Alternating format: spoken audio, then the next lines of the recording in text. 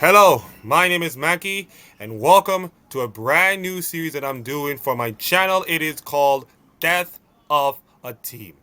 We going to look at literally some teams in League of Legends that has been pretty much past their expired by corporate greed or bad performances or pretty much a combination of both.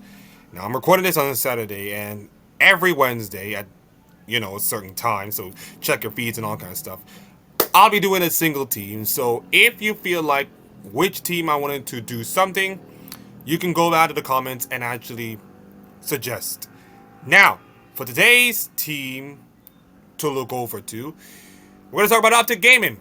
And sadly, this is pretty much the bad case of a well, poorly timed team in a pretty much lucrative era. If you notice, I mean, we 2017 was a year of franchising. It's like 2017 to like today. It's like franchising was like the big deal, and at the time we got the Madison Square Garden matches, the millions of views in LCS, the whole thing.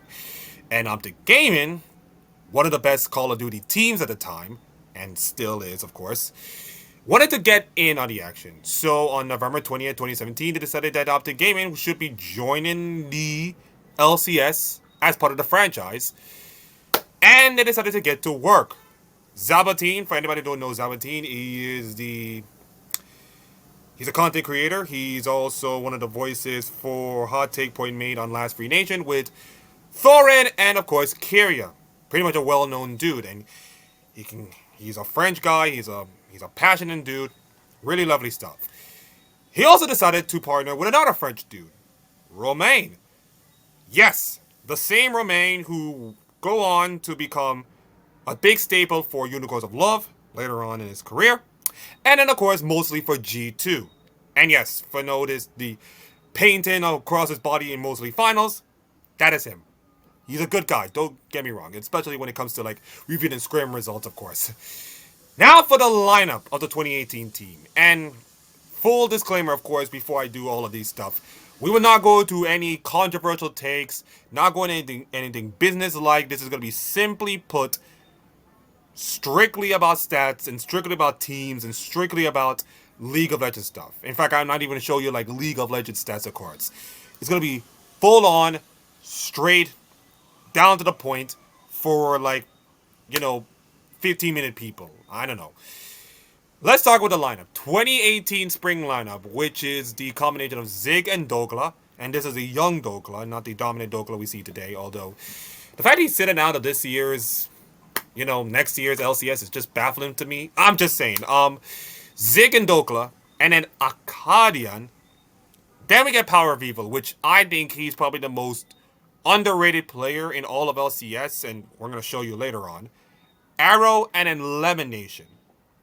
So you can say that this is a pretty okay-ish team, not gonna be like otherworldly and all kind of stuff. And I think at the time it was like CLG and TSM and Cloud9 and Team Liquid, pretty much all in the range. So it's like those four teams were just dominating the LCS.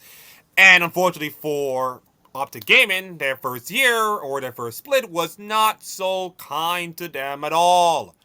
5 and 13 to the 9th place, despite Power of Evil pick up only 4 Player of the Game awards, which was a big deal at the time. And also, by the way, these are best of 1 matches, not the best of 3s or the best of 5s we've seen like in today's standards.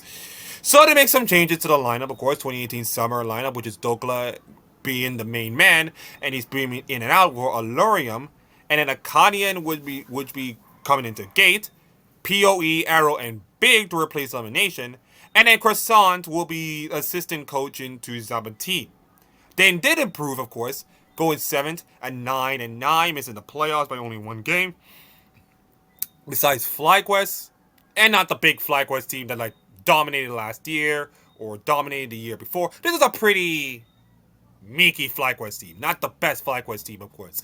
And the fact that you missed the playoff by only 1 game was admirable, of course. They improved at like 4 wins, which is actually something. PoE, Power of Evil, picked up All-Pro second team for his performance. Pretty much the only All-Pro recognition by any Optic Gaming ever, which is saying something. And then some important people left. October 8th, From 2018, Roman left and he's gone on to greener pastures. Then November 24th, 2018, Power of Evil left, which is a big, big, massive blow to the team, of course, having the impressive young player who, by the way, played some games from Origin, of course, in Europe to be pick him up and then plays phenomenally for the team. And then 2 splits is like gone. Just gone, of course. Now, the import rule was still impactful at the time, so they decided to pick up an import that is going to help the team get to the next level, of course. And that import turns out to be Crown. Now, for anybody who don't know Crown, he was the mid laner for that Samsung Galaxy team that won Worlds. Yes, he was the mid laner that actually made Faker cried. So, in case many people know, there he is. And I think that there was a video talking about Crown's, incredible victory, but also like the weight of it kind of feel like too much. There's a video, of course, about it. I will link that description below if I find the video, and it will talk about Crown's, weight of the crown, and of course. But Crown joined his Optic team, and I believe that he can make this team better. Now, the 2019 spring lineup will be Allurium, Dokla, Dakdok, which is a big deal, of course. Meteos, which is also a big deal. Again, I'm not going to go do all the players' depth. I'm just going to go with what I see and what I learn and how the community, of course. Crown in the mid lane. Asta and Arrow will be swapping in and out of the ADC. And then Gate and Big will be swapping in and out. Now, you notice that there's a lot of changes, of course. And listen, if this is happening in Fearless era, I can understand it. But the fact that we're having so much changes in best of ones at a time is just...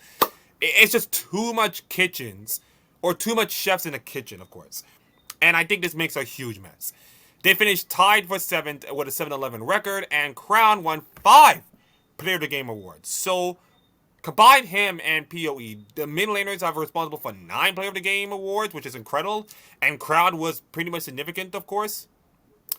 So, 7th place, another 7-11 record, missed in playoffs again. But, this team is building up something. I mean, this team has started off in 2017. Now coming up 2 full years of League of Legends. Maybe fan bases might come here, learning about the Optic Gaming brand, learning about the team, getting to know them, realizing that, hey, this team is just more than Call of Duty, okay? This team is just more than a Call of Duty team. They are here to make League of Legends sustainable and possible and bringing content to the whole thing. But unfortunately, Optic Gaming is being bought out. Just literally bought out. The Optic parent gaming company, Infinite Esports Entertainment, was bought in by the Immortals Gaming Club on June 12, 2019. And after all of that, sales and businesses and transaction, of course, Optic Gaming is officially dead. Well, not dead. They will be staying around for the summer split. And then Immortals will be taking up the Optic Gaming spot, or will be rebranded into Immortals. And if you thought, Optic Gaming is bad enough, like Optic Gaming was here for like a hot second, and then left. Immortals? Oh boy. Oh, sweet Jesus Immortals. I mean, I'll probably do a death of a team on Immortals alone, and that'll be like a 2-parter, of course, if that happens. But for now, we're talking about Optic Gaming, and their last lineup was pretty much the most stable lineup we ever seen. Dokla, top laner, Meteos in the jungle, Crowd and Scarlet substituted in the mid lane, Arrow and Big as the ADC and support. And look what they did in that 2019 summer. They made the playoffs with an 8-10 record. So in all 4 of their splits, 3 of which they have a losing record, and 1 of them has 500. That is not so great. League of Legends at the time, of course, with best of ones. And the fact they actually made playoffs at 8-10. And also, by the way, they have to beat 100 Thieves and Golden Guardians. And by the way, Golden Guardians, not the great team. And so does 100 Thieves back then. And that was a year after they had an incredible debut season, of course. They, went to finals, made Worlds the first year, and then they fell off completely. So to beat 100 Thieves and Golden Guardians in that stretch is amazing, but it's like not impressive. And Crown, of course, being Player of the Week in Week 2 is like, all right, here you go, I guess.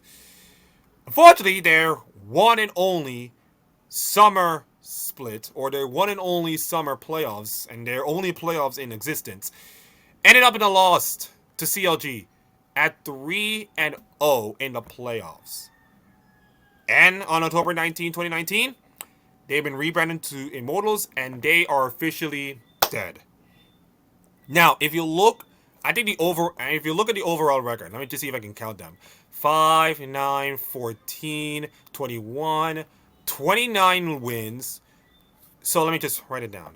So let me just do team record. 29 wins. 22, 22, 33, 33, 43. 29 and 43. Now back that so the record is 29 and 43 overall, and we're talking about best of ones. If we pretty much included the best of 5 series, I think, but that's the overall record in regular season. That is the equivalent of a 67% win rate. And if you can add the 3 losses from the best of 5 matches, you can say it's pretty much less, but it's around 67% of the win rates. And they made 1 playoff appearance in which they went 0 for 3. Yeah, so they came in becoming the hottest commodity in all of esports with the Call of Duty brand and all kind of stuff. And then it kind of came out with like, did it okay-ish, but just never sustained, of course, in the business of esports. And let's just say that this is a pretty dark time to be an esports fan, or a light time back then, but this was a time where venture capital was like the hugest thing right now. And for all the goodness that Optic Gaming has, for all the great skills they have, you know they're gonna get bought. And the moment that a big corporation or suits running the whole thing, and by the way, this is Immortals Gaming Club, which is a big deal, being owned by several people, including one owner of an NBA team. So you know that they have. So you notice that if this team have a lot of money, you just cannot say no. You just can't say no, especially in today's world of esports and money, of course. They just cannot say no. And unfortunately, they got bought out. They got bought out and just never see the day.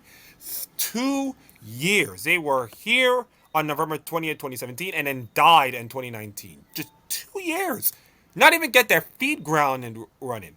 Not saying that Optic Gaming would make it to Worlds or anything, but just like not even get set as a established League of Legends org to like compete with the Team Liquids and the Cloud9s of the world, and the TSMs and the CLGs of the world. Like, they can't even do that. So yeah, it is pretty much like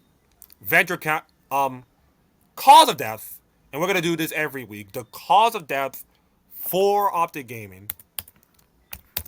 Cause of death. Venture capital. Yeah. So that's my cause of death, everybody. Venture capitalism rearing his ugly head in esports, and that's just happened. So, yeah, that's Optic Gaming for you guys. Well, that should conclude the very first episode of The Death of a Team. If you like this entire thing and you want to see more of it, please like, comment, and subscribe to this channel so we can make more videos like this or any other videos, of course. Until then, my name is Mackie, and we'll see you all next time. Ciao.